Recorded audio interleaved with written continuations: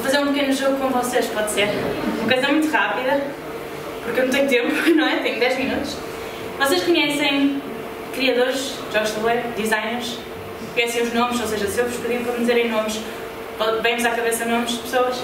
Então vamos fazer um jogo. Vou encontrar onde é que está o temporizador do meu telemóvel. Está aqui. Ok? Vou pôr 15 segundos. E vou, porque não quero gastar muito tempo aqui. E vou pedir que me digam os nomes de criadores de jogos de tabuleiro homens que vierem à vossa cabeça. O máximo número de nomes possível. Ok? Homens que criam jogos de tabuleiro. 3, 2, 1, siga! Luan Rosenborg, Mato, Luke Koch, também. Certo? Vital Lacerda. Vital Lacerda. Vital Lacerda, Ricardo Gomes. Sim. Ok, tivemos 6. Muito bem, sim senhora. Cancelo. Vamos lá. Agora vou-vos pedir exatamente a mesma coisa para designers mulheres. Ok? Estamos prontos? Sem ir ver à net. 3, 2, 1, vai! Sheila, a Inca, Elizabeth Hargreaves. Três, sempre nós temos. Mais 3, exatamente. Honestamente não sei. E tivemos ajuda, não é? Tivemos aqui duas. Portanto, esta é o título da minha apresentação, porque é que não há grandes criadoras de jogos de tabuleiro. Claramente é uma grande mentira, porque há, não é? Mas isto foi para chamar a atenção. E não só. Então, não só é uma grande mentira, como é plágio, autêntico plágio, ok? É de um artigo de 1971, escrito por Linda Notlin, sobre porque é que não havia, isto é de 1971, grandes mulheres artistas, neste caso pintoras, escultoras, etc. E ela está a falar, claro que havia, porque ela começa o artigo já a dizer que havia, mas ela está a falar de quando pensamos nos e nas grandes pintores e pintoras da antiguidade, os Miguel Ângelos, os Picassos, os Rembrandts, etc., era sempre homens que se pensavam. E ela faz uma análise muito interessante sobre o porquê, não é? Será que é porque nos cromossomas femininos falta ali o gene de ser grande artista? Ou será que é porque as mulheres até muito pouco tempo antes de 1971 estavam proibidas de entrar nas academias de arte? Quando entraram nas academias de arte eram proibidas de participar nas aulas dos desenhos da figura nua, não podiam, só podiam desenhar animais ou paisagens, e era considerado que o melhor tipo de arte, havia uma hierarquia da arte, e o melhor era o da figura nua, e as paisagens era visto como um género de pintura muito menos, muito pior mesmo em termos de hierarquia, de pior qualidade. Estou a passar muito tempo neste artigo, mas é muito interessante, se gostarem de arte podem ir ver. Ok, o que é que acontece nos jogos de tabuleiro? Ainda hoje cheguei aqui e uma das coisas que estávamos a falar do tema da minha apresentação, e uma das coisas que disseram, uma pessoa completamente imparcial, disse: pois hoje está aqui mais homens do que mulheres. É porque se nós formos a ver a população de jogadores e jogadoras de jogos de tabuleiro, infelizmente ainda há mais homens do que mulheres, e principalmente homens brancos e mulheres brancas, isso é outro debate. Mas o que é que nós vemos muitas vezes? Que esse menor número de mulheres jogadoras traduz-se exponencialmente num menor número de mulheres criadoras de jogos de tabuleiro. Okay? Isto é um estudo de 2018, é antigo, em termos de jogos de tabuleiro é antigo, não é? 2018 já foi há uns bons anos, mas mostrava na altura que no topo dos 200 do BGG, do Board Game Geek, 98% eram homens. 93% homens brancos, depois ali uns 4,1% de homens não brancos e 2,4% eram mulheres brancas. Não havia nenhuma mulher não branca nesta amostra. Há um outro estudo também de 2018 que é de acordo com as categorizações dos jogos e depois uma tradução para os considerados os melhores designers, os melhores criadores. Em 50 havia uma mulher e um homem não branco. Será que... Não quero dar spoilers. Será então que falta aos cromossomas femininos o gene de criar jogos de tabuleiro bons? Ou será que estão aqui em jogo fatores sociais e culturais com um nível de complexidade ainda melhor do que um jogo de On Mars? Eu joguei On Mars uma vez e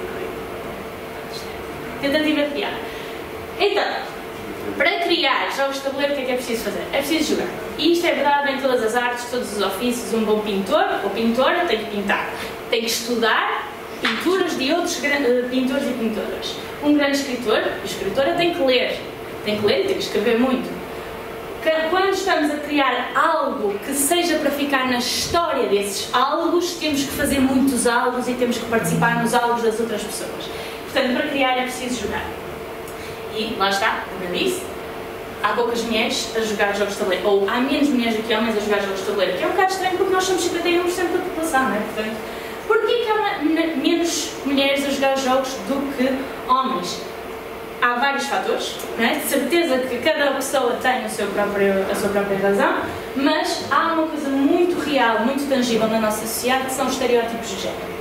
Quando o bebê ainda está na barriga, este livro é muito interessante, eu aconselho toda a gente a ler, é um livro escrito por uma neurocientista com os dados mais recentes da neurociência sobre as diferenças entre homens e mulheres a nível cerebral mesmo.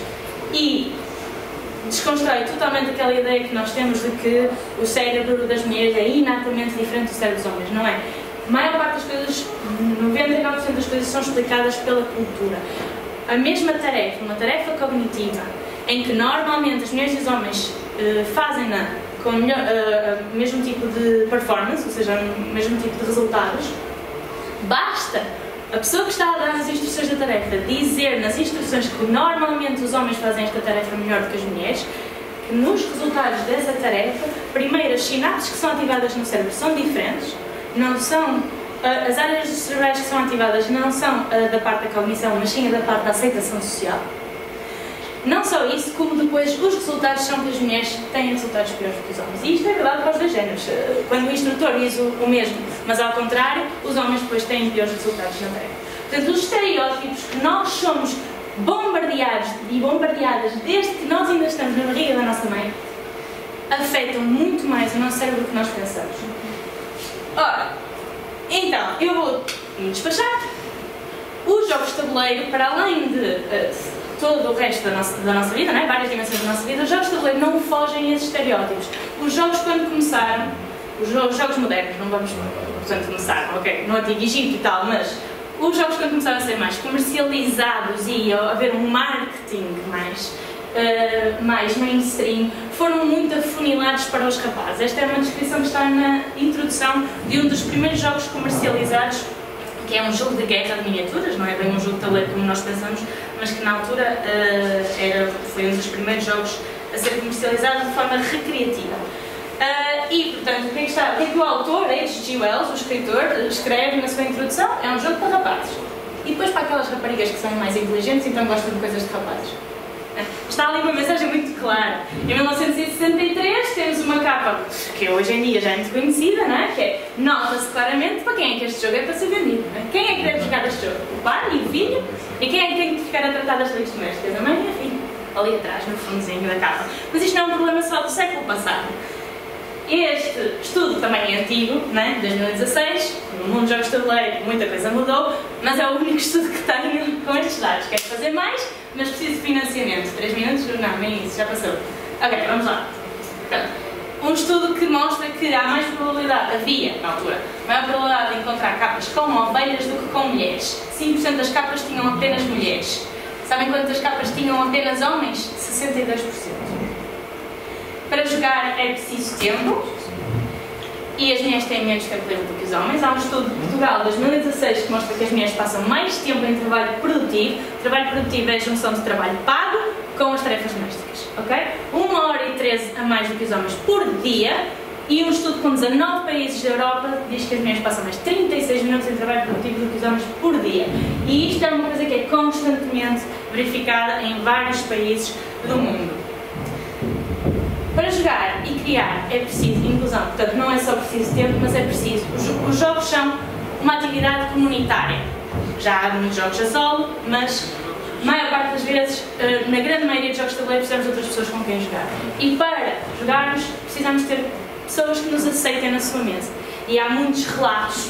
Felizmente em Portugal não tenho encontrado assim tantos, mas há muitos relatos de experiências de discriminação e as chamadas cordas invisíveis que impedem que muitas mulheres se sintam bem na comunidade. E por falar nisso, quem quiser inscrever-se para participar num estudo que está a ser feito pela Associação Cardares sobre a inclusão ou discriminação de género nos jogos de mesa em Portugal, é só fazer scan aqui ao QR Code ou falarem comigo assim, que eu vou tentar não demorar muito mais tempo. Pronto. Tentei muito rápido falar dos fatores sociais e culturais que podem levar a que haja tão poucas mulheres criadoras e aquilo que apelo é que nós, enquanto comunidade de jogos de tabuleiro, trabalhemos para que mais jogadoras existam, para que sim, existam mais criadoras de jogos de tabuleiro. Porque é com o acréscimo de maior tipo de diversidade possível, é com o maior número possível de pessoas diferentes que nós temos, que vamos ter na comunidade, que o mundo o hobby dos jogos de tabuleiro se vai tornar muito melhor. Vamos acrescentar vozes diferentes e vai fazer